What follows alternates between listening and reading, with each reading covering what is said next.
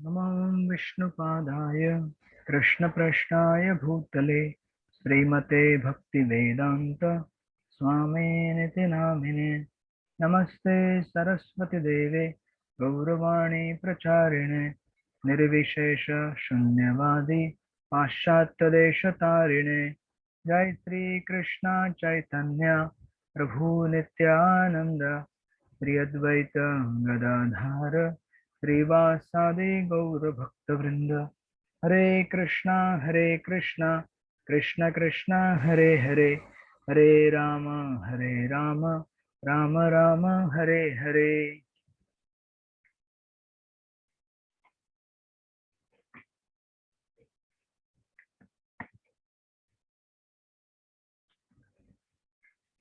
गुरु शिष्य परंपरा में आइए।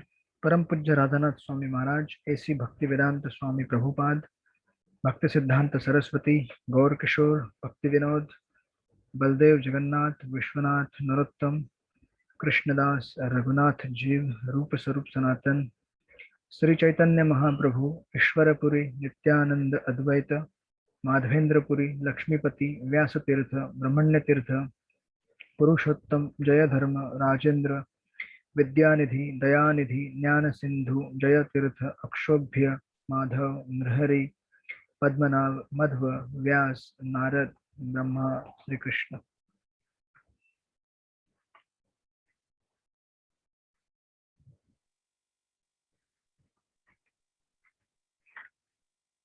हरे कृष्ण। दंडोत प्रणाम। हरे कृष्ण।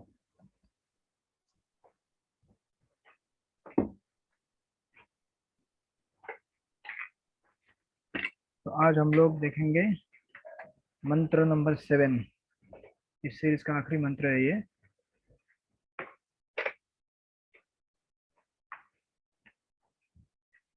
इसके पहले हम लोगों ने देखा था मंत्र नंबर 6 लास्ट क्लास में। यस्तु सर्वाणि भूतान्य आत्मन्य एवं अनुपश्यति सर्वभूतेषु चात्मानं ततो न विजुगुप्सते। जो प्रत्येक वस्तु को परमेश्वर के संदर्भ में देखता है, जो समस्त जीवों को उनके अंश रूप में देखता है, तथा जो परमेश्वर को प्रत्येक वस्तु के भीतर देखता है, वह कभी भी किसी वस्तु या जीव से घृणा नहीं करता। तो इस मंत्र नंबर 6 में हमने मध्यम अधिकारी, उत्तम अधिकारी और कनिष्ठ अधिकारी, इन 3 प्रकार के भगवान के भक्तों का विवेचन किया था। और ये भी देखा था कि जो डुप्लीकेट उत्तम अधिकारी हैं वो किस तरह से समाज में लोगों के बंधन को बढ़ा रहे हैं, उन्हें गुमराह करके।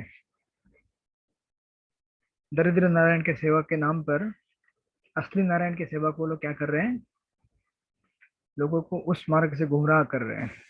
तो हमने लास्ट टाइम डिटेल में देखा था। तो इसी सीरीज का भी ये लास्ट का श्लोक है, मंत्र 7 में। इस श्लोक को स्टार्ट करते हैं हम लोग। आप मेरे पीछे रिपीट कीजिए।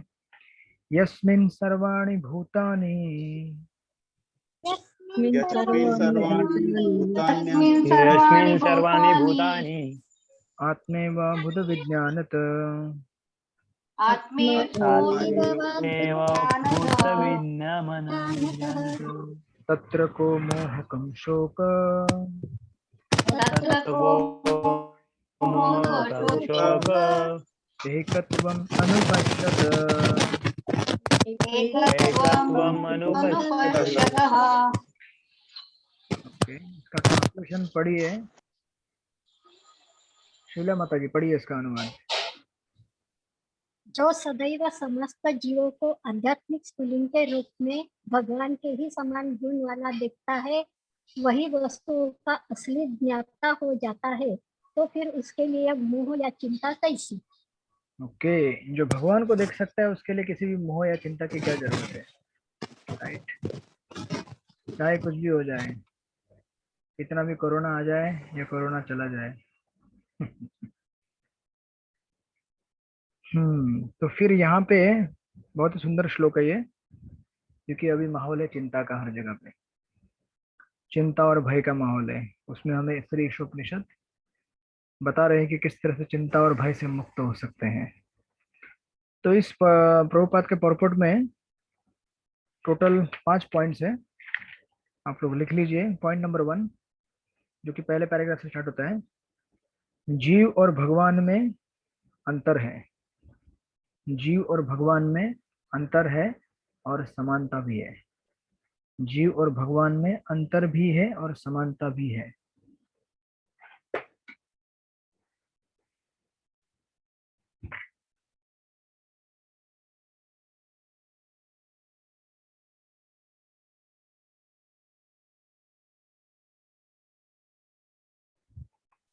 जीव और भगवान में अंतर भी है और समानता भी है। पॉइंट नंबर 2 स्टार्ट होता है आपका पेज नंबर 39 पे, सेकंड पैराग्राफ जो दिया है, आध्यात्मिक जीव भोग के निमित्त है, जैसा कि वेदांत सूत्र 1.1.12 में वर्णित है, आनंदमय अभ्यासात। उसका आप टाइटल लिख लीजिए,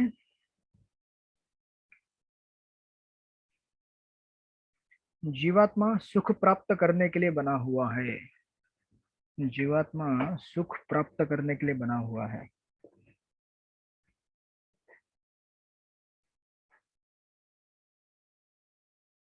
या फिर उससे सटीक ये हो, ठीक है आप लिख लीजिए, बाद में डिस्कस करेंगे इसको।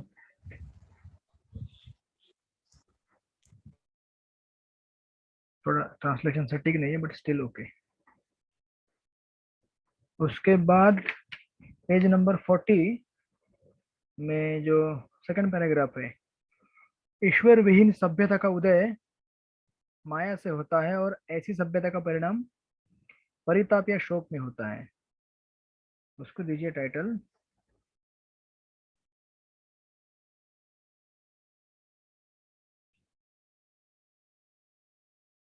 माया को पार करके, माया को पार करके अभय और सुख प्राप्त करने का एकमेव मार्ग। माया को पार करके अभय यानी कि फियरलेसनेस और सुख प्राप्त करने का एकमेव मार्ग क्या है वो डिस्कस करेंगे उसमें। और पॉइंट नंबर 4 उसी 40 नंबर पेज में जो थर्ड पैराग्राफ है, हमारे कार्यकलापों के फलों का उपयोग केवल भगवान के हित में होना चाहिए, अन्य किसी प्रयोजन के लिए नहीं। उसको दीजिए title, spiritual family, true spiritual family.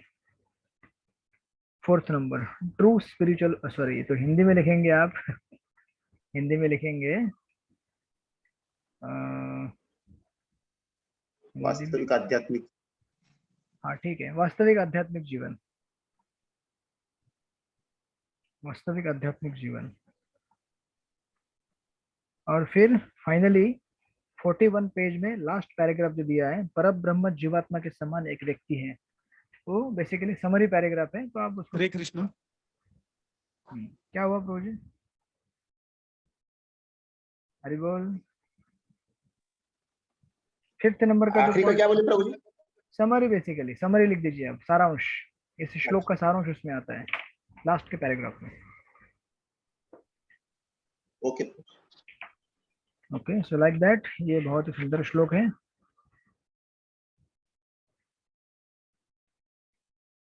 Okay तो सबसे पहला पॉइंट हम लोग लेते हैं,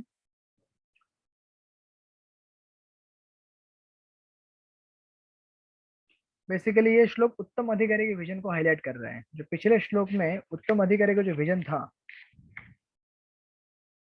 जो प्रत्येक वस्तु को परमेश्वर के संदर्भ में देखता है, जो समस्त जीवों को उनके अंश रूप में देखता है, तथा जो परमेश्वर की प्रत्येक वस्तु के भीतर देखता है, ऐसा जो व्यक्ति है, तो आपको प्रभुपाद हमारे लिए परपोर्ट में, छठे श्लोक के परपोर्ट में हमारे लिए क्लासिफाई कर रहे हैं डिवोटीज को कि first grade devotee, second grade, third grade, 3 प्रकार के डिवोटी रहते हैं।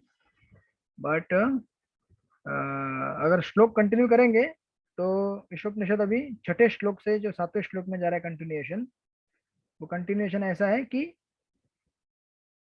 जो छठे श्लोक में बताया गया था उत्तम अधिकारी, ऐसे उत्तम अधिकारी को क्या है, क्योंकि हर जगह वो भगवान को देखता है, इसलिए उसको ना किसी चीज की चिंता है ना किसी चीज का मोह है, ये बेनिफिट उसको मिलता है।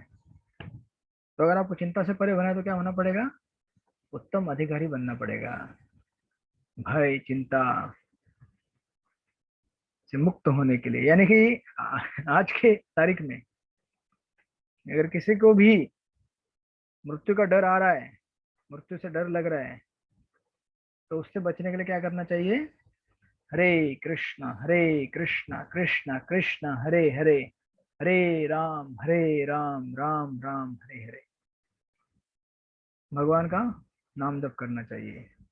तो उससे उसको एश्योरेंस मिलेगा कि मैं मरने वाला नहीं हूँ। मरने वाला कौन है? कौन मरेगा? शरीर मरेगा। यस, मरने वाला तो शरीर है ना, हम थोड़ी मरने वाले हैं, हम आत्मा है, और ऐसे वैसे आत्मा नहीं है। पहला पॉइंट क्या है? भगवान और जीव दोनों समान है और साथ में डिफरेंट भी है। तो उसी को हम विस्तार से लेते हैं अभी, इसी पॉइंट को बैकग्राउंड बना के। तो यस, यहाँ पे रीता माता जी आप पढ़िए इसको, रीड द फर्स्ट पैराग्राफ। हाँ प्रभु जी। मध्यम अधिकारी तथा उत्तम अधिकारी जिनका वर्णन ऊपर किया गया है, उनके अतिरिक्त अन्य कोई भी व्यक्ति जीव की आध्यात्मिक स्थिति को सही सही नहीं देख पाता। गुणात्मक दृष्टि से जीव परमेश्वर से अभिन्न है। जिस प्रकार अग्नि के स्फुल्लिंग और अग्नि गुण की दृष्टि से एक है, फिर भी मात्रा की दृष्टि से ये स्फुल्लिंग अग्नि के समान नहीं है, क्योंकि स्फुल्लिंग में ताप तथा प्रकाश की जो मात्रा रहती है वह अग्नि के ताप तथा प्रकाश की मात्रा के तुल्य नहीं होती। महाभागवत को इनमें एकत्व इसलिए दिखाता है क्योंकि वह प्रत्येक वस्तु को परमेश्वर की शक्ति के रूप में देखता है। चूंकि शक्ति तथा शक्तिमान में कोई अंतर नहीं होता, अतएव उनमें एकत्व का भाव होता है। यद्यपि विश्लेषणात्मक दृष्टि से ताप तथा प्रकाश अग्नि से भिन्न है, तथापि ताप तथा प्रकाश के बिना अग्नि शब्द का कोई अर्थ नहीं रह जाता।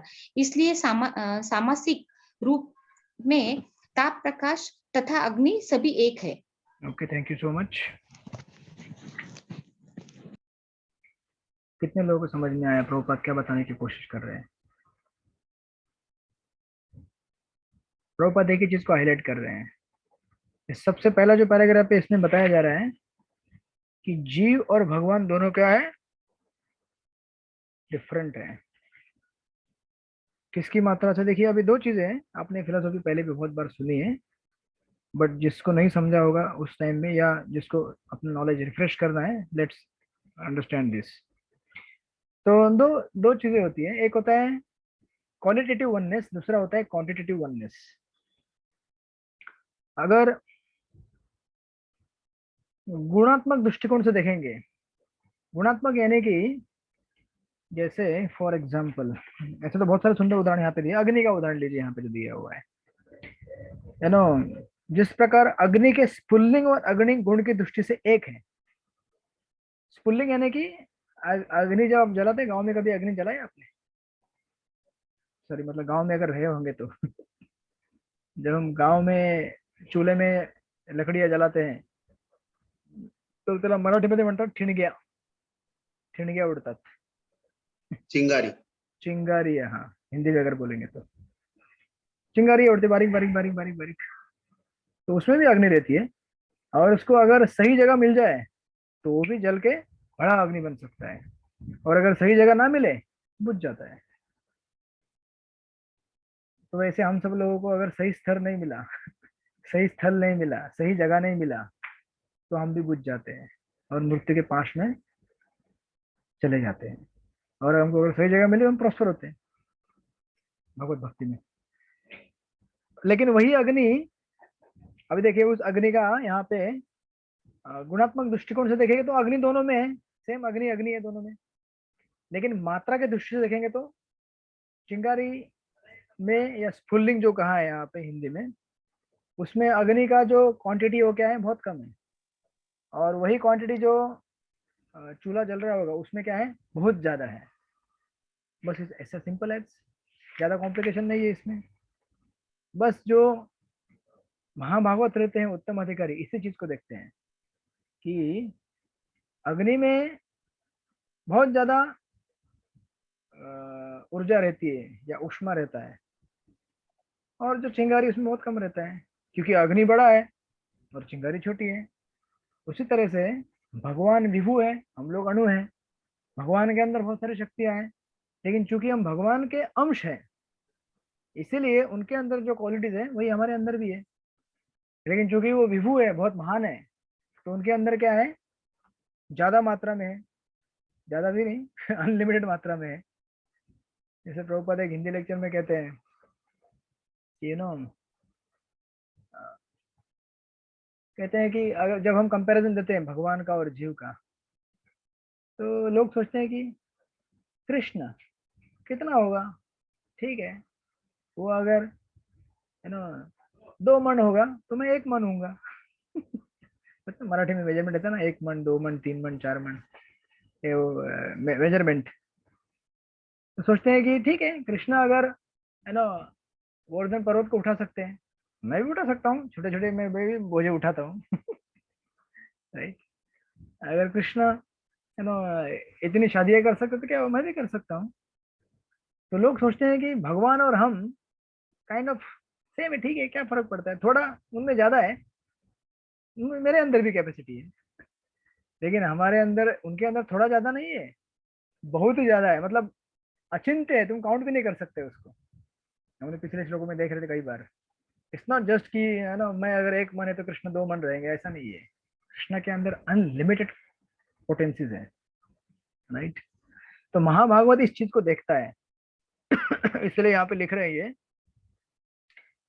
कि महाभागवत को इनमें एकत्व इसलिए दिखता है। अब देखिए, एकत्व जो हम पिछले श्लोक से पढ़ते आ रहे हैं, और कभी कभी क्या होता है, प्रभुपाद इस चीज को इतना हाईलाइट क्यों कर रहे हैं, क्योंकि एकत्व कहने से क्या होता है, कभी कभी मायावाद या ब्रह्मवाद हमारे अंदर घुसने का ज्यादा चांस है, क्योंकि हम लोग क्या है, पहले से एड़े हैं लोग पहले से हम लोग करप्टेड लोग हैं, तो हमारे अंदर मिसकॉन्सेप्शन जल्दी घुसता है, और जो रियल कॉन्सेप्शन है वो लेट घुसता है हमारे सिस्टम में। गलत चीजों को हम जल्दी पकड़ लेते हैं और सही चीजों को लेट पकड़ते हैं। इसलिए प्रभुपाद उसको बार बार हैमर कर रहे हैं कि जीव और भगवान एक नहीं है, अलग अलग हैं। उसको समझाने के लिए सब यहाँ पे बड़ी सुंदर सुंदर उदाहरण दे रहे हैं। और जो महाभागवत है उसको इन चीजों में एकत्व इसलिए दिखता है क्योंकि वह प्रत्येक वस्तु को परमेश्वर की शक्ति के रूप में देखता है। और प्रभुपाद ये भी हाईलाइट करते हैं आगे कि चूंकि शक्ति और शक्तिमान में कोई अंतर नहीं होता, अतः उनके एकत्व का भाव होता है। यद्यपि विश्लेषणात्मक दृष्टि से देखें तो ताप प्रकाश अग्नि से भिन्न है। भिन्न है कि नहीं? ताप यानी कि जो हीट निकलता है फायर में से, और जो लाइट भी निकलता है वो भिन्न, मतलब देखा जाए तो क्या है, भिन्न है अग्नि से। लेकिन एट द सेम टाइम ताप तथा प्रकाश के बिना अग्नि शब्द का कोई अर्थ नहीं रह जाता इसलिए प्रभुपाद कहते हैं कि सामासिक रूप में ताप प्रकाश तथा अग्नि सब एक है, लेकिन फिर भी क्या है, डिफरेंट है as per there characteristic and qualities. अब देखिए, इस चीज को और अच्छा समझाने के लिए, मतलब आपको और अगर समझना है दूसरे उदाहरण से, और एक उदाहरण दे रहे हैं आगे। कहते हैं कि ठीक है, कौन पढ़ेगा? हाँ, रूपाली माता जी आप पढ़िए सेकंड पैराग्राफ। इस मंत्र में एकत्वम अनुपश्चन्त शब्द सूचित करते हैं कि मनुष्य को चाहिए कि वो प्रामाणिक शास्त्रों की दृष्टि से समस्त जीवों के एकत्व को देखे। परम पूर्ण भगवान के पृथक पृथक स्फुलिंगों में पूर्ण के लगभग 80% ज्ञात गुण पाए जाते हैं, लेकिन मात्रा में वे परमेश्वर के तुल्य नहीं होते। ये गुण सूक्ष्म मात्रा में उपस्थित रहते हैं क्योंकि जो उन परम पूर्ण का शुद्ध अंश ही होता है। यदि हम दूसरी उपमा प्रयोग में लाए तो ये कह सकते हैं कि समुद्र की एक बूंद में जितनी मात्रा में नमक होता है, वह कभी भी पूरे समुद्र में उपस्थित नमक की मात्रा के तुल्य नहीं होता। लेकिन एक बूंद में उपस्थित नमक अपने रासायनिक संगठन में सारे समुद्र में उपस्थित नमक के ही समान होता है। यदि गुण तथा मात्रा दोनों ही दृष्टि से व्यष्टि जीव परमेश्वर के तुल्य होता तो उसके भौतिक प्रकृति के वश में होने का प्रश्न ही न उठता। पिछले मंत्रों में बतलाया जा चुका है कि कोई भी जीव, यहाँ तक कि बलशाली देवता भी परम पुरुष से किसी भी प्रकार से बढ़कर नहीं हो सकते। अतः एकत्व का अर्थ यह नहीं है कि जीव सभी प्रकार से परमेश्वर के समान है। इतना संकेत अवश्य है कि thank you. Hare Krishna Prabhu. Yes, thank you so much.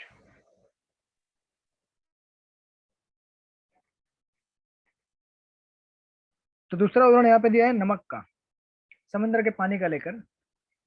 Prabhupada इतने सिंपल उदाहरण दे रहे हैं कि भले से भला आदमी समझ सकता है, लेकिन जिसको नहीं समझना है वो कभी समझेगा ही नहीं। जिसने पहले से ही ठान लिया है कि जीव और भगवान एक ही है उसको अब कितना भी, इसलिए महाप्रभु कितनी बार कह चुके हैं, मायावादा भाष्य सुन ले भाई सर्वनाश।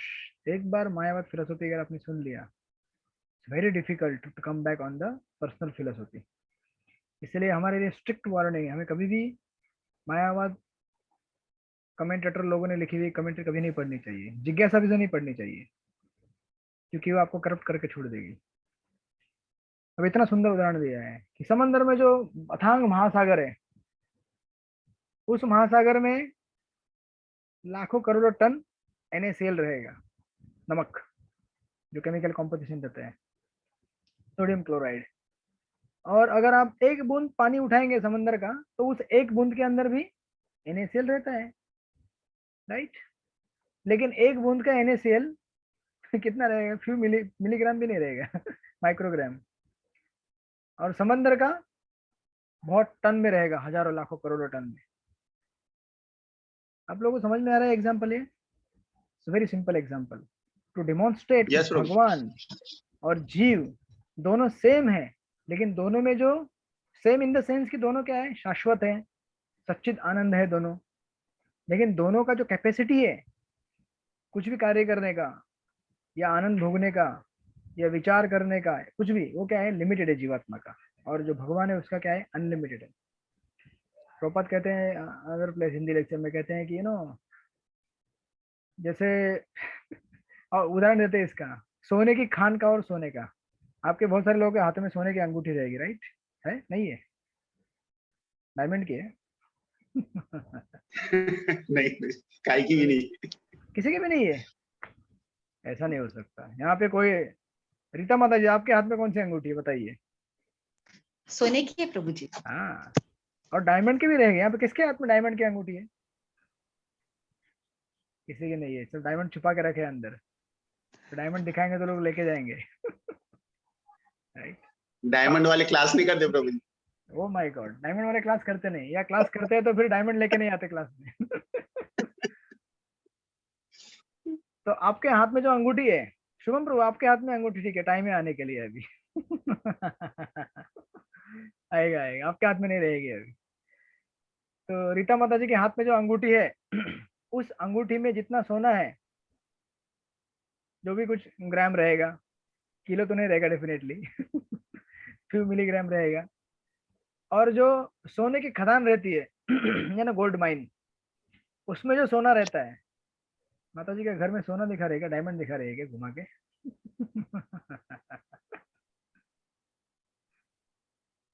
आप लोग का कोई हीरे जवाहरात का बिजनेस है क्या?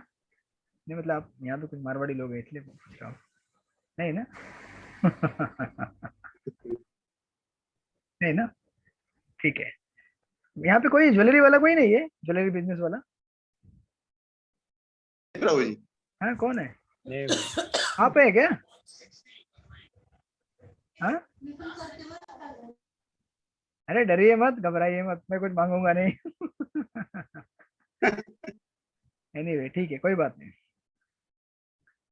तो क्या बता रहा था मैं? हाँ, जो माता जी के हाथ में जो अंगूठी है, उस अंगूठी में जो, अच्छा अंगूठी से दिखा रही है, अच्छा जो गोल्ड है, और जो गोल्ड माइन में जो गोल्ड रहता है, दोनों में क्या है, समान गोल्ड है, राइट। सोना है ना दोनों में, लेकिन गोल्ड माइन में बहुत सारा गोल्ड है, और हाथ में जो अंगूठी है उसमें थोड़ा सा गोल्ड है, राइट। प्रॉपर बोलते हैं कि इतना भी समझ में नहीं आता, बेवकूफ लोग। गोल्ड माइन में जो गोल्ड है वो बहुत बड़ा है, और जो आपके हाथ में छटाक भर जो है ना गोल्ड है, उसका छटाक भर गोल्ड है। बोलते हैं कि बड़े का बड़ा पावर, छोटे का छोटा पावर। जैसे मोबाइल में रिचार्ज करते हैं आप लोग जितना बड़ा रिचार्ज करेंगे उतना आपको 4G 5G जो भी है और डाटा मिलेगा। छोटा रिचार्ज करेंगे, छोटा रिचार्ज, जिसका जो कैपेसिटी, उतना कैपेसिटी दिखेगा खुल के। It's such a simple thing to understand, right, no complications. But फिर भी जैसे मैंने लास्ट टाइम कहा था, जो बिलीव करते हैं they need no reason, and those who are not believe faithful they don't accept any reason. वही स्थिति है। तो उस चीज को यहाँ पे हाईलाइट कर रहे हैं प्रभुपाद, और कहते हैं कि पिछले मंत्रों में बताया जा चुका है कि कोई भी जीव, यहाँ तक कि बलशाली देवता भी परम पुरुष से किसी भी प्रकार से बढ़कर नहीं हो सकते। अतएव एकोत्म का अर्थ यह नहीं है कि जीव सभी प्रकार से परमेश्वर के समान है। इतना संकेत आवश्यक है कि व्यापक अर्थ में दोनों का एक ही अभिष्ट प्रयोजन है। जिस प्रकार एक परिवार के सभी सदस्यों का एक ही स्वार्थ रहता है कि राष्ट्र में राष्ट्रीय स्वार्थ एक ही होता है, भले ही नागरिक कितने विभिन्न व्यक्ति क्यों ना हो। मतलब कहने की कोशिश कर रहे हैं कि दोनों समान इसीलिए है क्योंकि सबका पर्पस अल्टीमेटली एक ही है। आप सब जीवात्माएं और हम सब जितने भी लोग हैं, हम सब क्या करना चाहते हैं इस जीवन में? क्या पाना चाहते हैं? आनंद पाना चाहते हैं, राइट। चाहे वो अमेरिका का हो या लंदन का हो, औरंगाबाद का हो, बॉम्बे का हो, कहीं का भी हो, हम सब लोग किस चीज के लिए इतने संघर्ष कर रहे हैं? आनंद प्राप्त करने के लिए, राइट। लोग कहते हैं पैसा प्राप्त करने के लिए लेकिन पैसे से अल्टीमेटली क्या पाना चाहते हैं आप? आनंद पाना चाहते हैं ना। मैंने लास्ट टाइम यहाँ पे क्लास दे रहा था, एक उदाहरण दिया था, आप लोगों ने पता नहीं सुना कि नहीं सुना चौपाटी में गौर गोपाल प्रभु का एक लेक्चर था प्रेरणा वाला। उसमें प्रभु जी कह रहे थे कि जैसे हम लोग कहते हैं ना कि मनी कांट बाय हैप्पीनेस, पैसा सुख नहीं खरीद सकता है, बराबर ना? सही है कि नहीं? सही है कि गलत सही है? है, हाँ सही है प्रभु। मी कुठून जो आवाज नहीं था। क्या हुआ यहाँ पे? Bharati Bhalerao Prabhu don't agree. Do you agree और नॉट? तो लोग कहते हैं कि पैसे से आनंद नहीं मिलता है। तो फिर प्रभु जी ने नेक्स्ट क्वेश्चन पूछा कि तो फिर भी लेकिन पैसा कितने लोगों को चाहिए? तो जितने लोगों ने हाथ खड़ा किया था, त्याने बाहेरून त्याला नाही आलं, मला कुठून येणार? उनको पैसा मिल गया क्या बहुत सारा? बोलिए उनको म्यूट कर दो, उनका आवाज नहीं है। कर दिया मैंने, म्यूट कर दिया। तो ठीक है, पैसा हो गया वो तो दे सकते हैं। तो प्रभु जी ने पहले पूछा कि कितने लोगों को पता है कि पैसे से आनंद नहीं आता है? तो बहुत सारे लोगों ने हाथ खड़ा कर दिया। फिर प्रभु जी बोले कि ठीक है, तो बताइए अभी कि पैसे से फिर भी लोगों कितने लोगों को पैसा चाहिए? तो उससे ज्यादा लोगों ने हाथ खड़ा कर दिया फिर भी हमको पैसा चाहिए, राइट। क्यों चाहिए पैसा हमको? क्योंकि आज का डेफिनेशन क्या हो गया है कि मतलब वी आर रिलेटिंग, क्योंकि हम सोचते हैं कि मैं अगर कुछ चीज खरीद लूंगा तो मुझे आनंद मिलेगा, और चीज को खरीदने के लिए पैसा चाहिए। जैसे अभी घर बनाना है या कुछ चीज खरीदना है तो पैसा चाहिए, राइट। बट एक्चुअली स्पीकिंग वो चीज मिलने के बाद उससे हमें आनंद मिलेगा कि नहीं मिलेगा, गारंटी नहीं है, राइट। आप भले पहला स्टेज पार कर जाएंगे, जैसे रहता है ना अपना रनिंग रेस रहता है, स्टेज 1, स्टेज 2, स्टेज 3। हो सकता है आपने स्टेज 1 प्राप्त कर लिया, इसका जरूरी नहीं कि आप स्टेज 2 भी पास कर लेंगे तो प्रभु जी एक जोक नहीं, कुछ एक ह्यूमर सुना रहे थे मारवाड़ी और गुजराती का एक, आपने सुना होगा कभी मारवाड़ी और गुजराती लोगों के ऊपर बहुत सारे ऐसे, मतलब ऑफकोर्स किसी के कुछ ऑफेंस नहीं है किसी का कुछ ये नहीं है, हो सकता है वो कोई भी हो सकता है वो। तो प्रभु जी बता रहे थे कि एक बार एक गुजराती डॉक्टर था, उसको बहुत प्रयास करने के बाद भी नौकरी नहीं मिला। तो उसने क्या कहते क्लिनिक खोल दिया। वैसे भी आज क्लिनिक की बाढ़ आ गई है, हर कोई क्लिनिक खोल रहा है कोरोना के टाइम में। तो सोच रहा है कि अभी यही टाइम है, पूरी जिंदगी का वसूली अभी हो सकता है। हर किसी का समय आता है, राइट। उस समय बिजनेसमैन का समय आता है, कभी किसी का समय आता है। तो किसी ने ऐसा एक दुकान खोल लिया, ऑफकोर्स कुछ अच्छे डॉक्टर भी है जो सेवा कर रहे हैं अच्छा सा। तो उन्होंने गुजराती डॉक्टर थे, तो उन्होंने क्लिनिक खोल दिया और क्लिनिक के ऊपर लिख दिया एक नोटिस, कोई भी बीमारी आप 20 रुपया दीजिए, बीमारी ठीक करके देंगे, और अगर बीमारी ठीक नहीं हुई तो मेरी तरफ से आपके लिए 100 रुपया। कितना अच्छा डॉक्टर है कितना अच्छा क्लिनिक है। और ऐसी बीमारी जो केवल 100 रुपये 20 रुपये में ही ठीक हो जाए, तो हम में से बहुत सारे लोग जाना चाहेंगे ऐसे क्लिनिक में, राइट। बोलेंगे अरे वाह, 20 रुपये में ही बहुत सारी बीमारियां दूर हो सकती है, बढ़िया है। तो होता क्या है कि एक दूसरे एक है ना, अभी स्टोरी मतलब स्टोरी को जरा अभी अगर ट्विस्ट करना है तो उसके लिए प्रभु और एक उदाहरण देते हैं। कहते हैं कि उनके बाद एक मारवाड़ी लॉयर रहता है। मारवाड़ी लॉयर कोई भी लॉयर हो सकता है, फिर कह रहा हूँ आपको, इसी के लिए केवल मारवाड़ी के ऊपर ही नहीं है ये सब। तो सोचता है कि अरे अच्छा मौका है, मैं ना अच्छा इसको लूट सकता हूँ। तो जाता है डॉक्टर के पास, बोलता है कि डॉक्टर मेरा टेस्ट चला गया है। आपको अभी आप लोग अरे बोलेंगे टेस्ट चला गया है तो आपको म्युनिसिपल कॉर्पोरेशन वाले पकड़ के लेके जाएंगे। नहीं तो ये बहुत पुराना स्टोरी है, प्रभु जी ने सुनाया वहां से 4-5 साल पहले वाला है, उस समय ये सब नहीं था। तो बोलते कि मेरा टेस्ट चला गया है। तो डॉक्टर उसके पास कंपाउंडर रहता है, कंपाउंडर को बोलते कंपाउंडर बॉटल नंबर 22 लेके आ जाए इधर। बॉटल नंबर 22 बॉटल लेके आता है। बताइए इसके मुंह में 3 बूंद डाल दो, टेस्ट वापस आ जाएगा। तो 3 बूंद डाल देता है। तो पेशेंट चिल्लाता है, बोलता है अरे ये तो डीजल है, डीजल। कि डीजल डालेगा तो डीजल का टेस्ट सबको मालूम है, स्मेल भी आता है। फिर बोलते हैं अरे ये दवाई नहीं हो सकती। तो तुरंत डॉक्टर बोलता है तेरा टेस्ट वापस आ गया है, चल ला 20 रुपए। डीजल तूने पता कर लिया ना, डीजल है करके, तुरंत 20 रुपए दे देता है। ये मारवाड़ी सोचता है यार अभी ये तो एकदम मुझसे ज्यादा चालाक निकल रहा है, कुछ तो करना पड़ेगा। ये सोचता है सोचता है सोचता है, यू नो। फिर बोलता है कि डॉक्टर मेरा मेमोरी चला गया, मुझे कुछ भी याद नहीं आ रहा है, मुझे पता नहीं घर कैसे जाऊं, कहाँ जाऊं, कैसे करूं, मैं कुछ समझ में नहीं आ रहा है। आपको प्रभु जी थोड़ा ग्राफिकली बताते हैं, मैं तो जस्ट आपको मैं बाद में शेयर कर दूंगा वो लिंक वीडियो का, लिंक वीडियो भी है सुंदर। तो बाद में बोलता है कि मुझे कुछ नहीं, ध्यान ही नहीं आ रहा है, मैं कौन हूँ, कहाँ से आया हूँ, कहाँ जाना है। वापस डॉक्टर बोलता है कंपाउंडर बॉटल नंबर 22 लेके आ जाए इधर।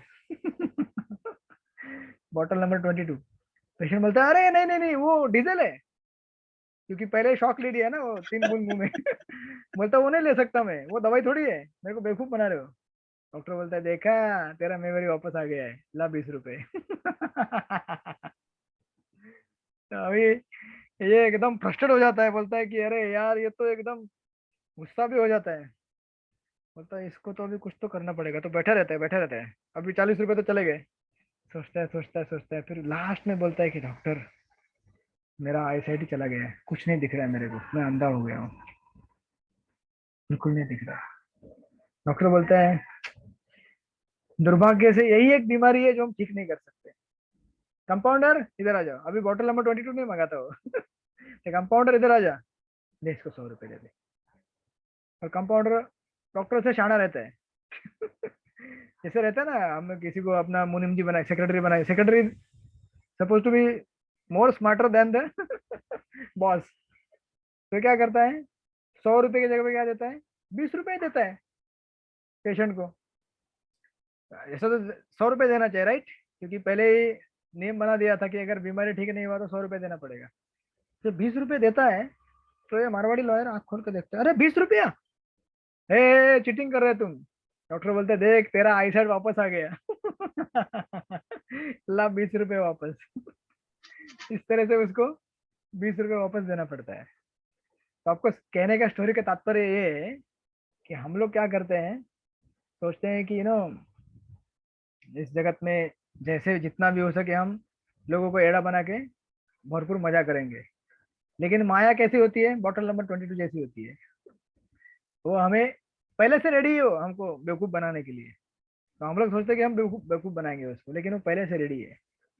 और जितनी बार हम प्रयास करते हैं, फर्स्ट सेकंड थर्ड फोर्थ, हर बार हम फंसते जाते हैं राइट।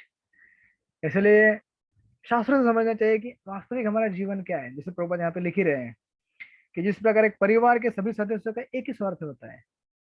क्या स्वार्थ होता है, सबको आनंद प्राप्त करना है राइट। और सबका एक ही कॉमन इंटरेस्ट है। आज कोई भी आदमी होने दो, चाहे यहाँ पे कितने भी कोई बुजुर्ग है, कोई यंग है, कोई मिडिल एज वाला है, कोई स्त्री है, कोई पुरुष है, कोई भी होने दो, हम सबका केवल एक ही इंटरेस्ट है। क्या, प्रभु जी मैं हैप्पी होना चाहता हूँ लाइफ में, I want to become happy, I want to experience क्या बोलते हैं उसको हिंदी में, मतलब हैप्पीनेस के आगे भी एक शब्द है कि मैं जीवन में परिपूर्ण, हाँ, जो हमारे फर्स्ट ईशोपनिषद के श्लोक में आया है, I want to experience the completeness, full कि मुझे जीवन में सब एकदम परिपूर्ण, मतलब पूर्ण हुआ मेरा जीवन, ऐसा लगना चाहिए, राइट। तो वही यहाँ पे इंटरेस्ट बता रहे हैं कि चूंकि सारे जीव एक ही परम परिवार के हैं, हम सब लोग एक ही परिवार के हैं। हालांकि हम लोगों ने यहाँ पे अपने अपने कर्म और जन्म के हिसाब से अलग अलग शरीर, अलग अलग रूप, अलग अलग अवस्थाएं प्राप्त की है, राइट। लेकिन हम सब लोग क्या है, एक ही परिवार से हैं, we belong to one spiritual family. तो कह रहे हैं कि इसीलिए भगवद गीता में कहा गया है कि ब्रह्मांड भर के सभी जीव, जिनमें पक्षी, सरीसृप, चींटियां, जलचर, वृक्ष इत्यादि सम्मिलित हैं, परमेश्वर की तटस्थ शक्ति से उद्भूत है। अतः ये वे सभी परम पुरुष के परिवार से संबंधित है। इनमें स्वार्थों का टकराव नहीं है। इनमें स्वार्थों का टकराव मतलब शुभम प्रभु का जो इंटरेस्ट है और मेरा इंटरेस्ट है, उसमें कोई क्लैश नहीं है। जो विनोद प्रभु का इंटरेस्ट है, जो रूपाली माता जी का इंटरेस्ट है, जो रीता माता जी का इंटरेस्ट है, जो राजेश्री बजाज माता जी का इंटरेस्ट है, जो योगिता माता जी का इंटरेस्ट है, हर किसी का, हम सबका इंटरेस्ट एक ही है। क्या है? हम सब सुखी होना चाहते हैं, आनंद प्राप्त करना चाहते हैं, राइट। लेकिन अभी क्या हो रहा है? क्लैश हो रहे हैं। क्यों क्लैश हो रहा है? क्योंकि हम लोग क्या कर रहे हैं, अपने आप को अलग मान रहे हैं। किससे? एक जो हमारी पूरी फैमिली, उसे अलग मान रहे हैं। सोच रहे हैं कि नहीं मैं ऐसा हूँ तो मैं हैप्पीनेस इस एंगल से प्राप्त कर सकता हूँ, वो सोच रहा है कि नहीं नहीं मैं ऐसा हूँ तो मैं हैप्पीनेस ऐसे प्राप्त कर सकता हूँ, राइट। अभी देखिए उसी इश्यू को प्रभुपाद आगे वाले परपट में एड्रेस कर रहे हैं। आगे वाले परपट में प्रभुपाद कहते हैं कि आध्यात्मिक जीव भोग के निमित्त है, जैसा कि वेदांत सूत्र में कहा गया है, आनंदमय अभ्यासात। प्रकृति एवं संरचना दोनों के दृष्टि से प्रत्येक जीव जिसमें परमेश्वर तथा उनका प्रत्येक अंश सम्मिलित है, शाश्वत आनंद के लिए है। जीव जो कि शरीर के संबंध से जकड़े हुए हैं, निरंतर आनंद की तलाश में रहते हैं, लेकिन वे उसकी खोज गलत स्तर पे कर रहे हैं। हम सब लोग को आनंद चाहिए, लेकिन हम लोग कहाँ ढूंढ रहे हैं? जहां नहीं ढूंढना है वहां ढूंढ रहे हैं, है ना। जैसे एक भागवत कथाकार है, वो एक सुंदर कथा बताते हैं। कहते हैं कि एक बार एक राजा, उसने अपनी रानी डॉटर को, राजकुमारी को, राजकन्या को एक सुंदर हार गिफ्ट में दिया, नेकलेस डायमंड का, ठीक है। तो वो हार बहुत ही महंगा और बहुत ही दुर्लभ इससे बना हुआ था, हीरो से। तो लेकिन क्या हुआ, वो हार उससे गुम गया राजकुमारी से। फिर राजा ने पूरे राज्य में एक ये डाल दिया नोटिस, जो भी इस हार को ढूंढ के लेके आएगा ना, उसको मेरी तरफ से 50,000 रुपए इनाम में मिलेंगे। तो अभी ठीक है, सब लोगों ने ढूंढना चालू कर दिया, मतलब कहीं मिलेगा तो अच्छा है, पैसे मिल जाएंगे। तो वैसे ही हमारे एक भक्ति क्षेत्र कोर्स में से एक स्टूडेंट था जो एक दिन सड़क में चल रहा था, ऐसे चलते चलते चलते सोच रहा था, अरे यार काश मुझे अगर मिल जाए ना, सारे भक्ति शास्त्री वालों को पार्टी दे दूंगा मैं उस पैसे से, राइट। तो ढूंढ रहे, शिवा मतलब प्रभु। चल रहा था, और चलते चलते रास्ते से पता चला कि औरंगाबाद के गलियों में एक नहर है।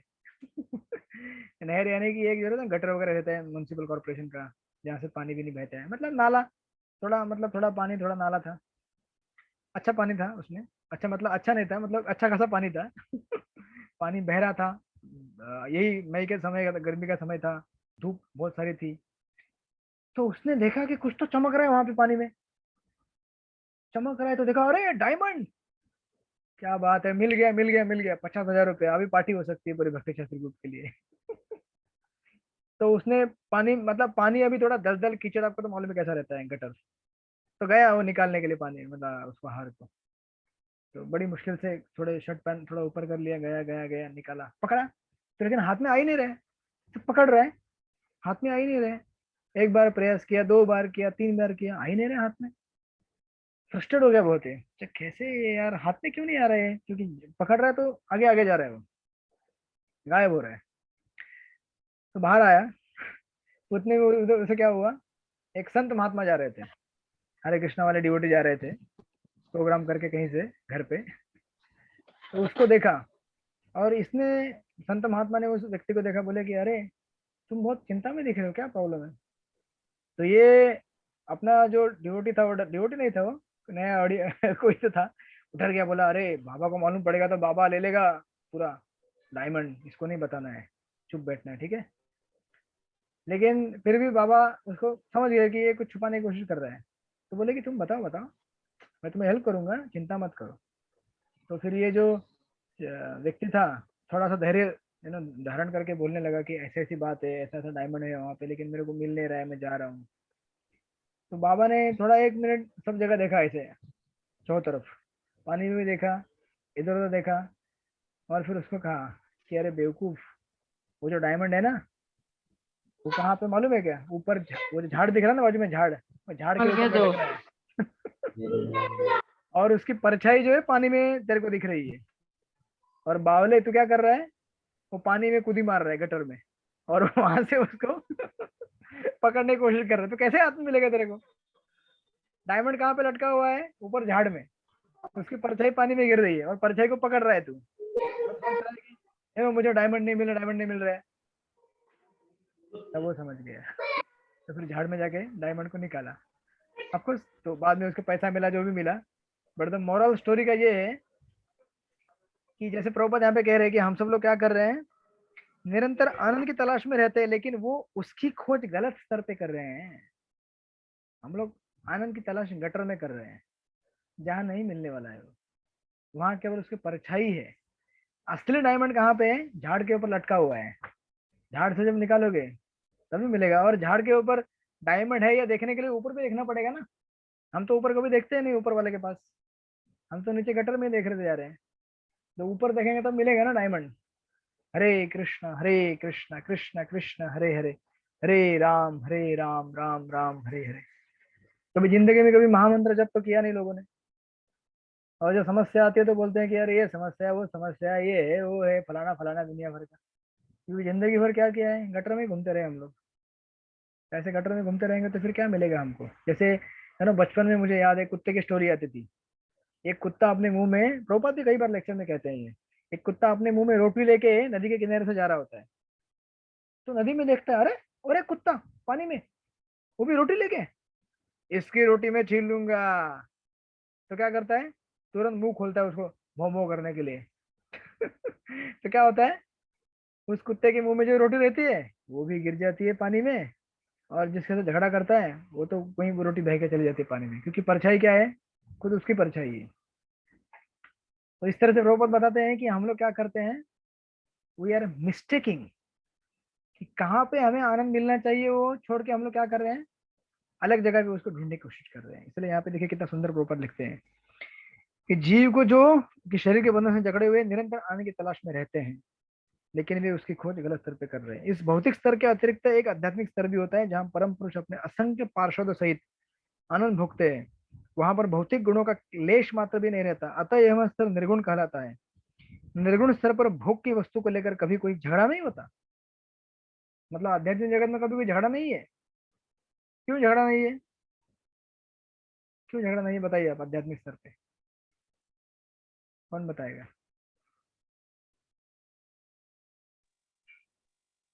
यस विनोद ब्रो बताइए। क्योंकि प्रभु जी आपस में सभी के जो स्वार्थ है टकराता नहीं है। हाँ, नंबर 1, स्वार्थ कभी टकराता नहीं। एंड देन ऑल्सो जो भी चीजें हैं वो अनलिमिटेड मात्रा में है। जो भी चीजें वहां पे है वो अनलिमिटेड मात्रा में है।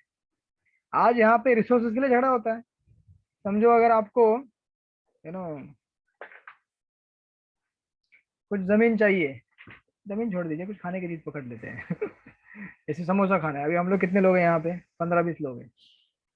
तो हमारे पास गोविंदा रेस्टोरेंट में केवल अभी बचे कुछ रात के समय में कितने समोसे बचेंगे? अभी 10-12 बचे हुए हैं। कितने लोग खा सकते हैं उसको? लेकिन स्पिरिचुअल वर्ल्ड में क्या है? कल्प वृक्ष है, जो आप डिजायर करेंगे तो अनलिमिटेड चीजें आपको दे सकते हैं। कितने समोसे चाहिए? लाओ। इसलिए प्रभुपाद कहते हैं सुरभि गाय अनलिमिटेड मिल्क देती है, वो उसका कुछ लिमिट नहीं है। तो इसीलिए स्पिरिचुअल वर्ल्ड में क्या है, एक तो पहले क्लैश नहीं है, दूसरा क्योंकि वो चिन्मय जगत है, इसलिए वहां पे क्या है, कोई भी कंपटीशन नहीं है, विभिन्न जीवों के बीच टकराव नहीं होता है, क्योंकि यहाँ पर भोग का उपयुक्त केंद्र उपेक्षित है। भोग के असली केंद्र तो परमेश्वर है, जो भव्य तथा आध्यात्मिक रास नृत्य के केंद्र है। हम सब उनके साथ रहने तथा दिव्य रुचि तथा विरोध रहित जीवन बिताने के लिए है। आध्यात्मिक रुचि का यह उच्चतम स्तर है। जो ही कोई एकत्व के इस पूर्ण रूप को पा लेता है, तो ही मोह या शोक का कोई प्रश्न नहीं रह जाता। और ऑफ कोर्स इसका फिलोसॉफिकल अंडरस्टैंडिंग ये है, अभी तक जो हमने स्टडी किया, पॉइंट नंबर 1 2 3 सॉरी 1 2, इसका एकदम डीप फिलोसॉफिकल मैसेज है अगर देखेंगे ठीक से तो। सी, जो दो मार्ग हैं, एक वैष्णव मार्ग है और एक मायावादी या ब्रह्मवादी मार्ग है। वैष्णव मार्ग में हमें ये सिखलाया जाता है कि आप क्या है, भगवान से बहुत ही छोटे हैं, आप भगवान के स्तर पे नहीं है। और ऐसे, और हमको साथ में ये भी सिखाया जाता है कि अनासक्त रहिए आध्यात्मिक भौतिक जीवन से, क्या कीजिए आप, अनासक्ति बनाइए, आसक्त मत रहिए, क्योंकि हम लोग आत्मा है, जड़ पदार्थ नहीं है। तो आत्मा को आनंद कहाँ से मिलेगा, किससे मिलेगा आत्मा को आनंद?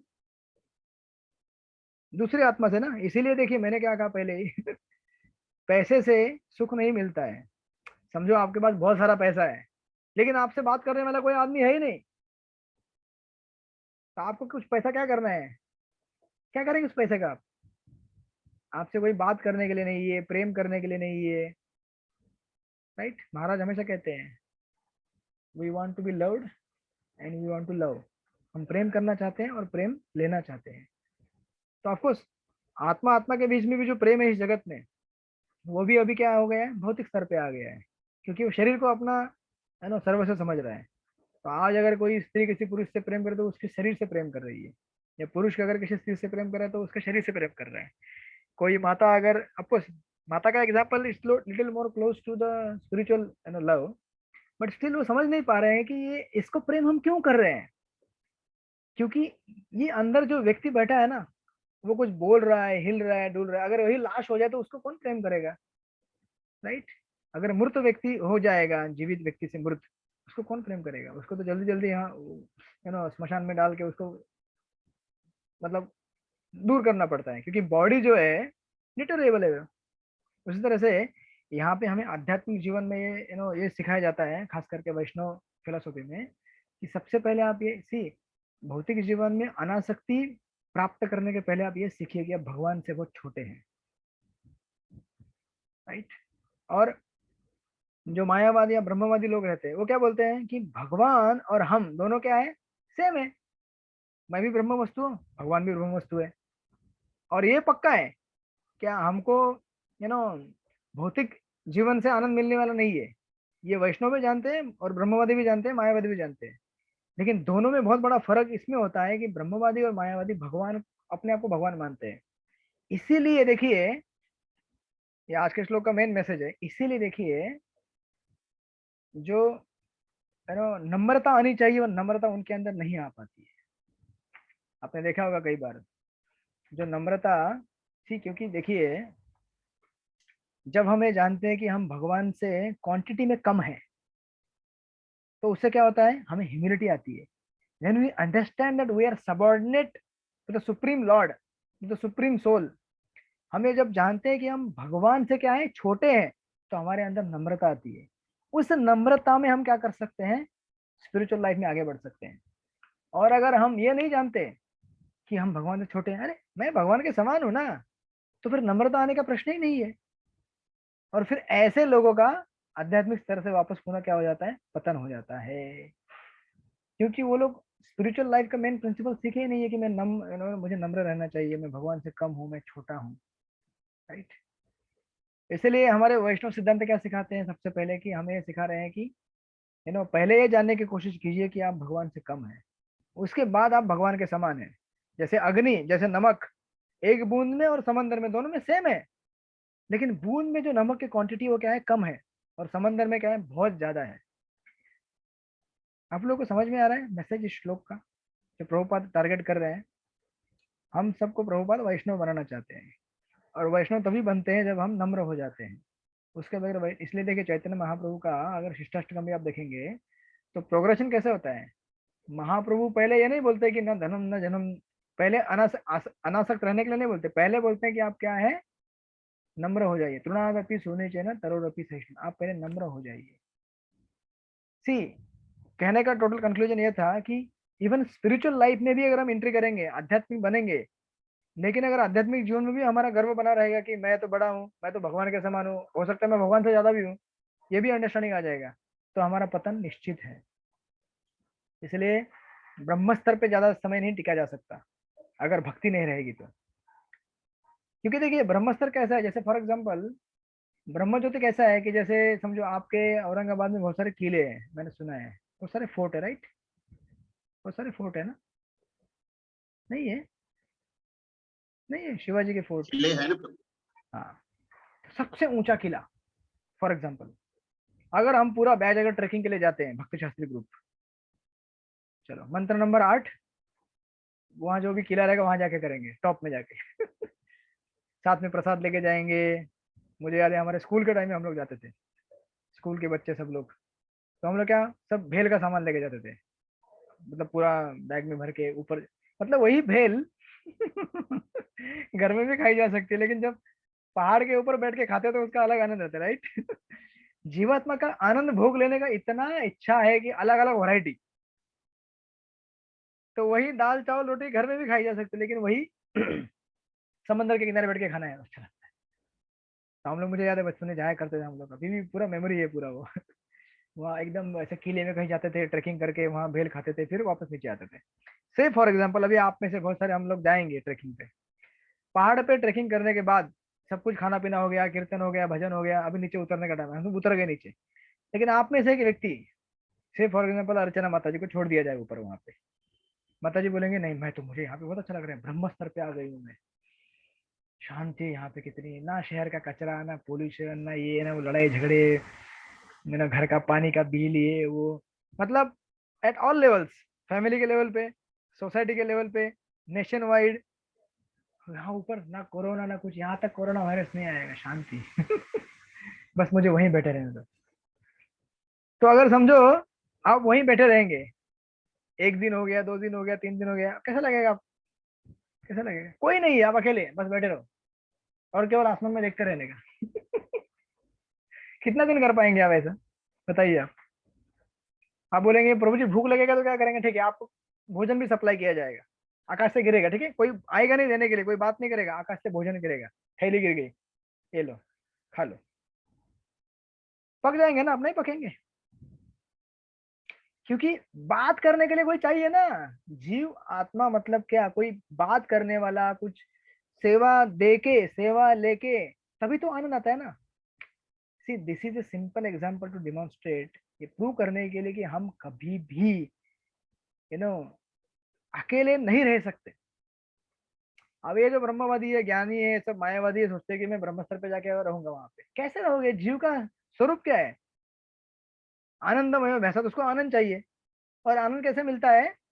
सेवा करने से मिलता है आनंद, सेवा लेने से भी मिलता है हम सब लोगों को अभी सेवा लेने से आनंद मिलता है क्योंकि हम बद्ध स्तर पे हैं, लेकिन ऑफकोर्स आध्यात्मिक स्तर पे जाएंगे तो भी हमको सेवा लेने, लेकिन सेवा न केवल लेने से, सेवा देने से भी आनंद मिलता है। तो आप बोलेंगे बहुत हो गया प्रभु जी, बहुत हो गया, वापस लेने के लिए आ जाओ, बस अभी वापस औरंगाबाद जाऊंगी, शहर में जाऊंगी, घर में रहूंगी, लोगों से बात करूंगी, घर में प्रसाद बनाऊंगी, लोगों को प्रसाद खिलाऊंगी, प्रसाद खाऊंगी, अच्छा लग रहा है, because now you are back to your normal stage. जीवात्मा जो है वो अपने वास्तविक स्थिति में आ गया।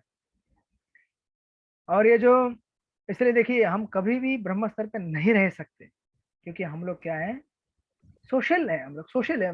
आज का समाज भी बोलता है ना आपके, मनुष्य सामाजिक प्राणी है, आपके सिलेबस में पढ़ा से सुना होगा, मनुष्य क्या है, सामाजिक प्राणी है, ये भी एक्सेप्ट करते हैं, लेकिन unfortunately because of the मायावाद philosophy आगे जाके वो सोशल आदमी वो ब्रह्म स्तर पे लेके जाते हैं, और बेचारा ब्रह्म स्तर पे ज्यादा देर रह नहीं पाता और वहां से वापस गिर जाता है, और ऐसा गिर जाता है ब्रह्म स्तर से कि यहाँ पे आने के बाद क्या करता है, फिर हॉस्पिटल बनाएगा, घर बनाएगा, ये बनाएगा, जो हमने पिछले श्लोक में पढ़ा था, परोपकारवाद के नाम पे बहुत सारा दुनिया संसार खोल देगा। क्योंकि पहले एक्चुअली शंकराचार्य पहले ही बोल चुके गए हैं, शंकराचार्य एक्चुअली अभी का जो मायावाद है ना वो क्या है, वो भी डेविएशन है ओरिजिनल मायावाद से, जो शंकराचार्य ने मायावाद दिया था उससे भी डेविएट होते हैं आज के मायावादी लोग। शंकराचार्य ने कभी बोला नहीं था कि आसक्त रहो इस दुनिया में, उन्होंने बोला था कि बस अपना भजन करो और ब्रह्म में स्थिर रहो, है ना, एक हो जाओ। लेकिन ये लोग क्या करते हैं, हॉस्पिटल खोलेंगे, ये खोलेंगे, वो खोलेंगे, दुनियादारी खोलेंगे, आपको वैष्णव भी खोल सकते हैं, लेकिन हमारा खोलने का पर्पज अलग है, खोलने का ये सब चीज खोलने का पर्पज अलग है।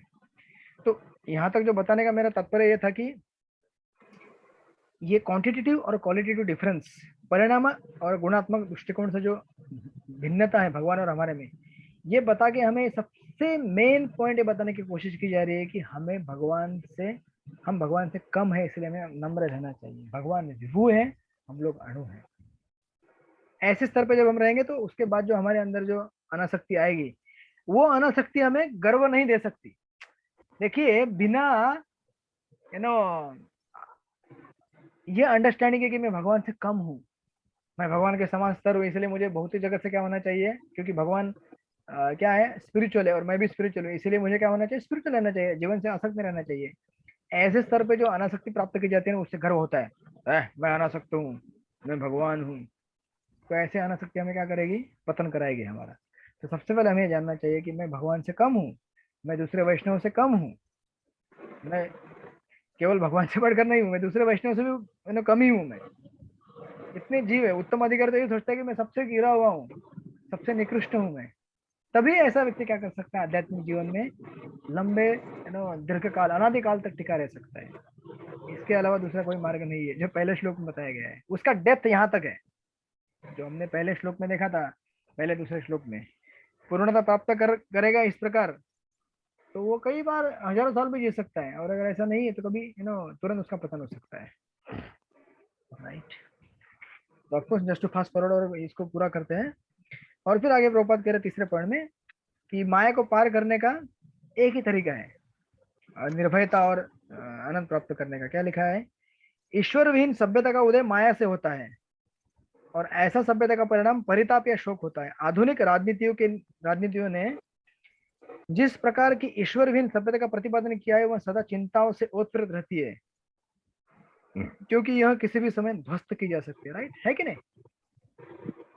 अभी की जो स्थिति है वो हमें कितना, प्रभुपाद के purport there all time 5 star rating मिलेगा उसको। प्रभुपाद के बुक का कोई भी पन्ना खोलिए और पढ़िए, आपके लिए कुछ ना कुछ उसमें जरूर मिलेगा। इस समय तो इतना ये स्टेटमेंट आपको रिलेट कर पाएंगे आप कि ईश्वर विहीन सभ्यता का प्रतिपादन किया है, वह सदा चिंताओं से ओतप्रोत रहती है, क्योंकि यह किसी भी समय ध्वस्त की जा सकती है, माया के एक इशारे से ध्वस्त हो सकती है, राइट। यह प्रकृति का नियम है, जैसे कि गीता में कहा गया है, जिन लोगों ने भगवान के चरण कमलों में आत्मसमर्पण कर रखा है, उनके सिवाय कोई भी प्रकृति के कड़े नियमों को नहीं लांघ सकता।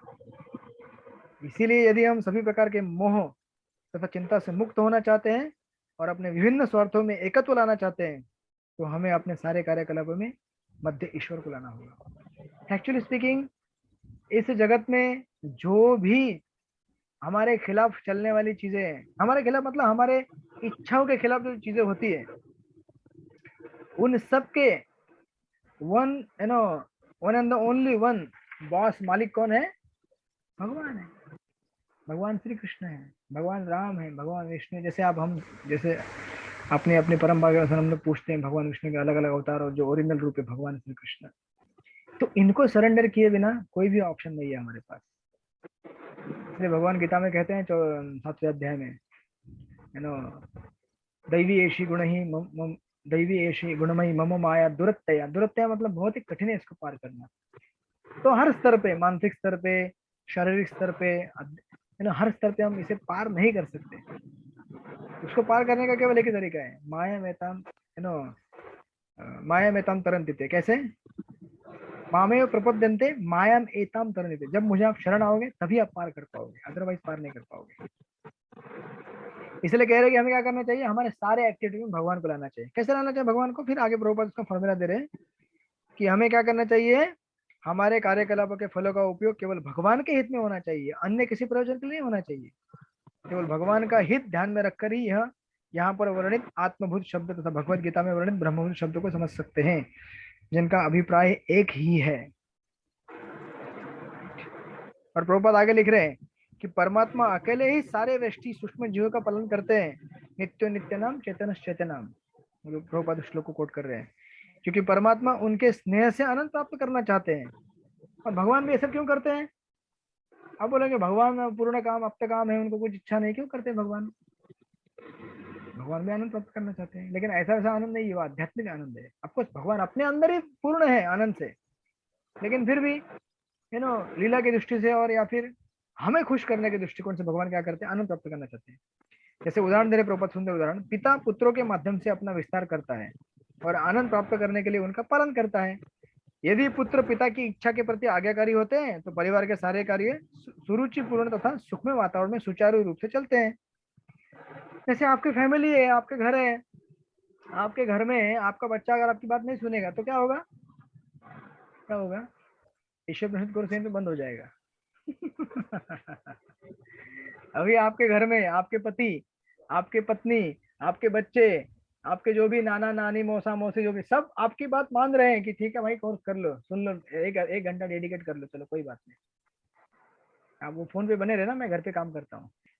अगर ये बात अगर वो लोग नहीं मानते तो फिर क्या होता, घर के सारे कार्य सुचारू रूप से नहीं चलते, पूर्ण तथा सुखमय वातावरण में नहीं होते। लेकिन चूंकि आपके घर वाले लोगों ने कोऑपरेट कर रहे हैं आपके साथ, राइट, आई होप कोऑपरेट कर रहे हैं, कोऑपरेट कर रहे हैं ना। 1 घंटा देना है आपको, शांति से बैठना है, कुछ हिलना डुलना नहीं है। ऑफकोर्स जो लोगों ने वीडियो ऑफ करके रखा है वो लोग हिल डुल सकते हैं, तो उनके लिए सुविधा है, और जो नहीं है वो नहीं हिल डुल सकते। उसी तरह से आता काही अजून आणायचंय, काय आणायचं? हाँ, अजून काहीतरी घेऊन या। अगं त्याला पाठवू नका ग सारखं। अच्छा, मैंने बोल दिया तो बोले प्रभु जी लेक्चर हो गया, अभी पूरा कर दो, अभी घर में तो कोऑपरेशन खत्म हो जाएगा। भाई हो गया, 1 घंटा समय खत्म हो गया। तो उसी तरह से हमारा क्या है, आध्यात्मिक फैमिली है, भगवान के साथ हमारा संबंध है। तो हम अगर भगवान के साथ कोऑपरेट करेंगे तो भगवान हमारे साथ कोऑपरेट करेंगे। भगवान हमारे साथ अगर कोऑपरेट नहीं करेंगे, सॉरी हम लोग अगर भगवान के साथ कोऑपरेट नहीं करेंगे तो फिर हमारा जीवन खत्म हो गया, जैसे अभी हो रहा है। When Krishna doesn't cooperate, then we are finished. Nobody can save you. कोई वैक्सीन काम में नहीं आएगा, कोई कुछ काम में नहीं आएगा, डॉक्टर, ऑक्सीजन सिलेंडर सब खत्म हो जाएगा। इसके लिए जिम्मेदार हम सब लोग हैं, ठीक है। कोई गवर्नमेंट है, कोई ये है, वो है, वो लोग रिस्पॉन्सिबल है ही है। लेकिन हम लोग इस जगत में आए, यही सबसे बड़ी गलती की ना हम लोगों ने। हम लोग ऐसे घर में आए हैं जहाँ पे बहुत सारे मच्छर है, जहाँ पे बहुत सारे चूहे हैं।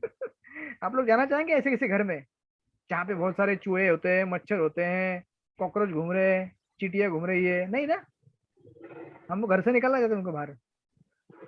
लेकिन आप लोग ऐसे घर में रह रहे हैं भौतिक जगत में, जहाँ पे हर समय त्रिताप हमें झेलना ही पड़ता है, आध्यात्मिक, आदिदैविक, आदि भौतिक, कई प्रकार से आता रहता है वो। तो अगर इसको अगर हमें नहीं लेना है और इस जगत से दूर जाना है तो हमें क्या मतलब, आध्यात्मिक जगत में जाना है जहाँ पे क्या है, इटर्नल पीस। और ऐसा पीस ब्रह्मवादी जैसा पीस नहीं कि जाके पहाड़ के ऊपर बैठ गया लेकिन कुछ समय बाद बोलेंगे प्रभु जी कंटाला आ रहा है, पहाड़ से नीचे उतार दो, मुझे जल्दी लेने के लिए आ जाओ।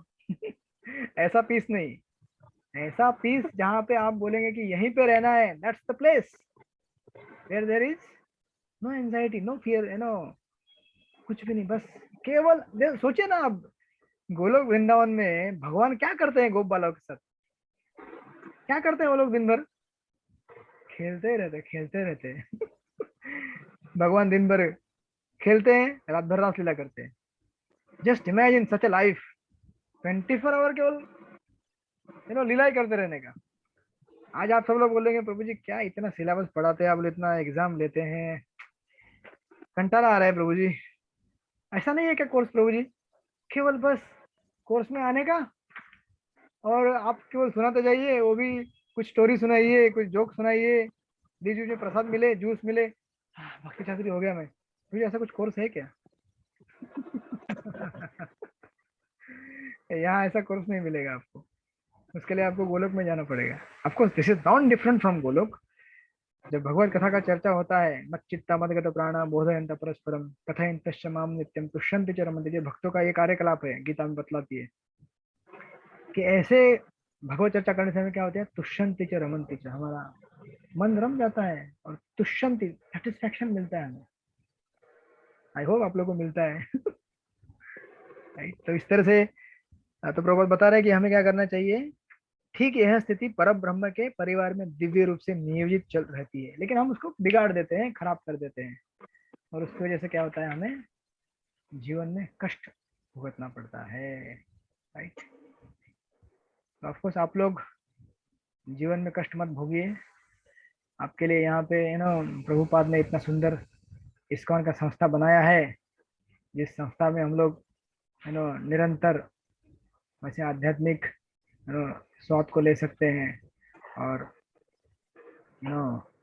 हमेशा मतलब खुश रहिए, प्रसन्न रहिए, भले अभी स्थिति ऐसी है बाहर कि हम लोग अलग अलग, जैसे आपके इधर भी रहेगा वैसा इमरजेंसी, बॉम्बे में भी बहुत सारा इमरजेंसी चल रहा है, कंटिन्यूसली कुछ ना कुछ चलते रहते हैं। औरंगाबाद में ऐसी स्थिति है राइट, कोरोना के मामले में नाजुक स्थिति है क्या बोले प्रभु जी? औरंगाबाद में, हाँ, और अभी थोड़े गाँव कम हो रहे हैं अभी तो। कम हो रहे हैं, बट हाँ। Still the crisis is there, लोग पैनिक हो रहे हैं। तो हौसला बना के रखिए, एक दिन हम लोग इस जगत से आध्यात्मिक जगत में जाएंगे जहाँ पे कोई कोरोना नहीं रहेगा जहाँ पे कोई भी कोर्स को एडमिट करने के लिए एग्जाम नहीं होगी राइट, बेस्ट कोर्स। ठीक है। तो आप लास्ट पैराग्राफ आप लोग पढ़ लीजिएगा, जैसे कि तो हम लोग यहाँ पे विश्राम देते हैं। आपको जाते जाते मैं एक शायरी सुना देता हूँ, आप लोग खुश हो जाएंगे। जिंदगी को खुश रहकर जियो, जिंदगी को खुश रहकर जियो, क्योंकि रोज शाम सिर्फ सूरज ही नहीं ढलता, क्योंकि रोज शाम सिर्फ सूरज ही नहीं ढलता, आपकी अनमोल जिंदगी भी ढलती है। आपकी अनमोल जिंदगी भी क्या होती है, ढलती है। राइट, ढलती कि नहीं ढलती है? हाँ, यस प्रभु जी। तो सूरज तो ढल ही रहा है, लेकिन हमारी जिंदगी एक एक दिन करके क्या हो रही है, कम होती जा रही है। लेकिन इसका दूसरा एंगल है, अगर हम भगवान की भक्ति कर रहे हैं तो हम एक एक दिन भगवान के क्या हो रहे हैं, करीब जा रहे हैं। करीब जा रहे। तो उल्टा हमें खुश होना चाहिए। थैंक यू कृष्णा प्रभुपाद, एक दिन आज मेरे भौतिक जीवन का कट गया, कैसे तो कट गया, अब एक दिन में क्या हो रहा हूँ, आपके करीब आ रहा हूँ भगवान। तो हमें खुश होना चाहिए। एक्चुअली भागवत बताता है, द्वितीय स्कंद में आप जाएंगे तो भागवत बताता है कि हर ढलते सूरज के साथ हमारा एक एक दिन खत्म होते जा रहा है, लेकिन उसी परपड़ में प्रभुपाद लिखते हैं कि हर ढलते सूरज के साथ कृष्ण भक्त के लिए एक एक दिन भगवान के करीब जाने का मौका है। तो जितना करीब उतना खुश होना चाहिए हमें, राइट। तो उसके लिए हमें क्या करना चाहिए, भक्ति करना चाहिए। हरे कृष्ण कृष्ण कृष्ण हरे हरे, कृष्ण कृष्ण हरे हरे हरे राम हरे राम राम राम राम। राम। तभी ये शायरी आपको सेंस करेगी, अदरवाइज नहीं। ओके ठीक है, thank you so much Srila Prabhupada. Prabhu ji एक प्रश्न पूछना था मुझे।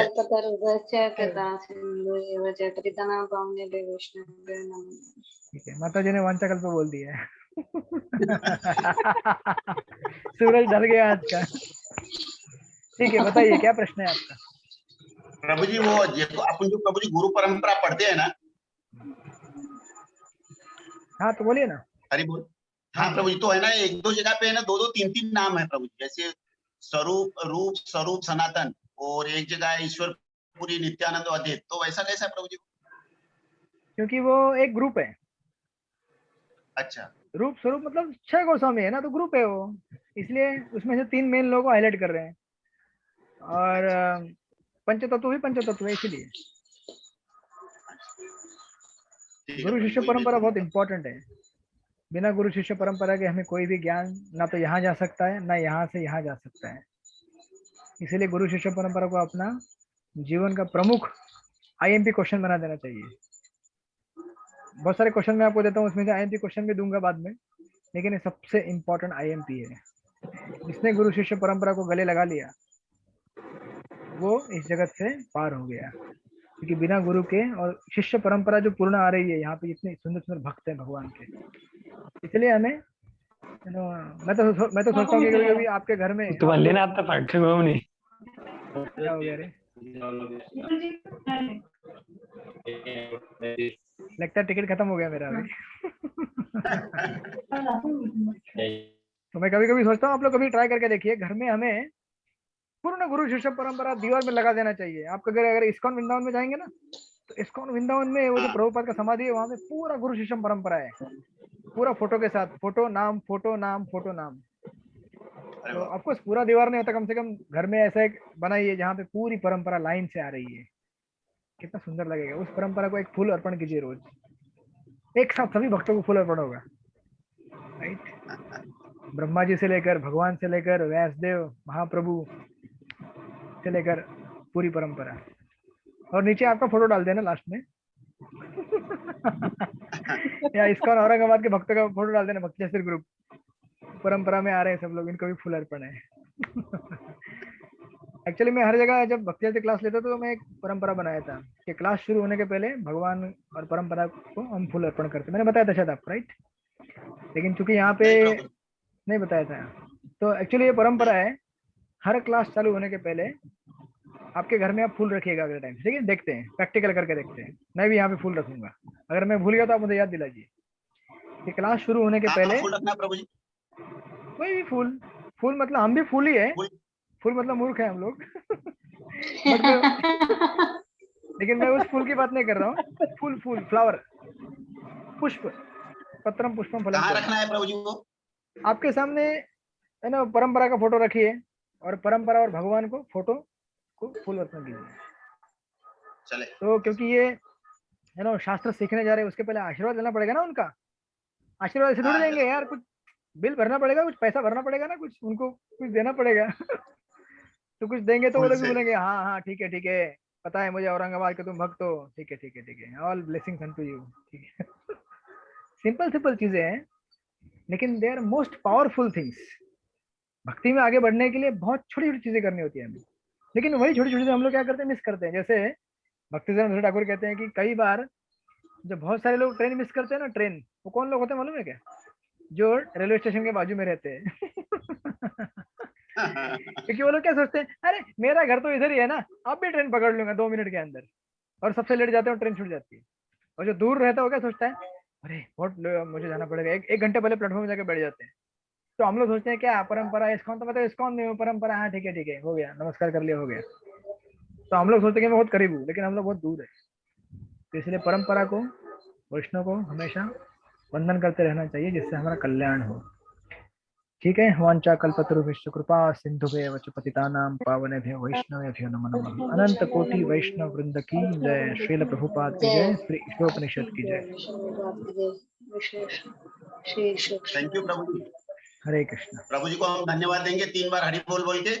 हरि बोल, हरि बोल, हरि हरि बोल। बोल हरि बोल हरि हरि बोल हरि बोल। अभी शुभम का आवाज आ रहा है। शुभम क्या हो, प्रसाद ले लिया क्या? हरि बोल प्रभु जी हाँ हरि बोल। हाँ, बोलिए शुभम प्रभु। सब अगर आपकी आवाज ऐसे आ रही है जैसे पाकिस्तान से आवाज आ रही है आपकी, वायरलेस टूट गया है गिटार बॉर्डर बज रही है। सॉरी, पाकिस्तान भी इस जगत का ही देश है, वो भी आध्यात्मिक जगत में मतलब वो भी आध्यात्मिक जगत जा सकते हैं, सब अपने भाई बंधु है। क्या हुआ, बोलिए शुभम प्रभु। मुझे हाँ बोलिए बोलिए। मुझे गिटार सुनाई दे रही है, गिटार सुनाई दे रही है। हाँ, गिटार। आपका कनेक्शन में कुछ तो प्रॉब्लम है, कोई बात नहीं। अभी लेट हो गया काफी, आप लोग प्रसाद लीजिए, विश्राम कीजिए। आप लोगों ने एग्जाम भी दिए आज, तो एक्स्ट्रा आपका आधा घंटा गया है, तो आप लोग थक गए होंगे। तो मैं आपसे 20 रुपये नहीं लूंगा बॉटल नंबर 22 लीजिए आप, तेल वाला, और मालिश कीजिएगा थोड़ा और आराम कीजिए, ठीक है। इस समय थोड़ा अपना इम्यूनिटी अच्छा बनाए रखना जरूरी है। ओके, हरे कृष्णा। शुभम प्रभु बाद में आप मुझे फोन पे बता देना। हरे हरे।